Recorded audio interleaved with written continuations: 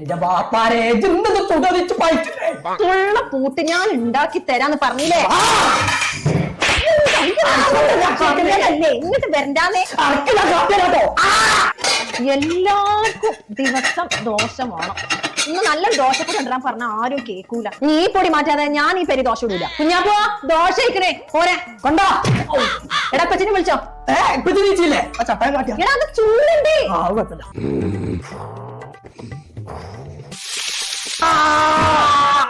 ദോശ നീച്ച് എന്തൊരു കഴിഞ്ഞ മണ രാവിലെ തന്നെ അൽഫാം ഉണ്ടാക്കി ദോശ കൊണ്ടേ ഇതാ തിന്നോളി. ഇന്നിപ്പോ എന്താ നൂൽപുട്ടുണ്ടാക്കി?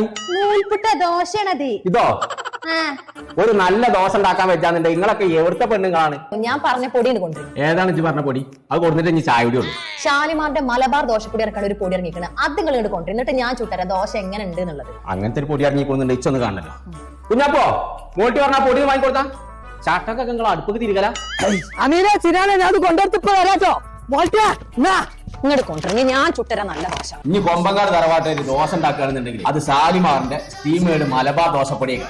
അതാണ് അപ്പൊ ഞങ്ങളെ നമ്മൾ ഇന്ന് പരിചയപ്പെടുത്തുന്ന ഈ ദോശപ്പൊടി ഉണ്ടല്ലോ, കഴുകി സ്റ്റീം ചെയ്ത് പൊടിച്ച് വിറകടുപ്പിലിട്ട് വറുത്തതാണ് കേട്ടോ. അതുകൊണ്ട് തന്നെ ഇതിന് രുചിയും കൂടുതൽ കിട്ടും, എണ്ണവും കൂടുതൽ കിട്ടും. അപ്പൊ ഇനി ഒന്നും നോക്കണ്ട, ചോദിച്ചു വാങ്ങിക്കോളി ഷാലിമാറിന്റെ സ്റ്റീമേഡ് മലബാർ ദോശപ്പൊടി. അപ്പൊ ഇതുകൊണ്ട് ദോശ മാത്രമല്ല കേട്ടോ, പത്തിരിയും ചൂടാ.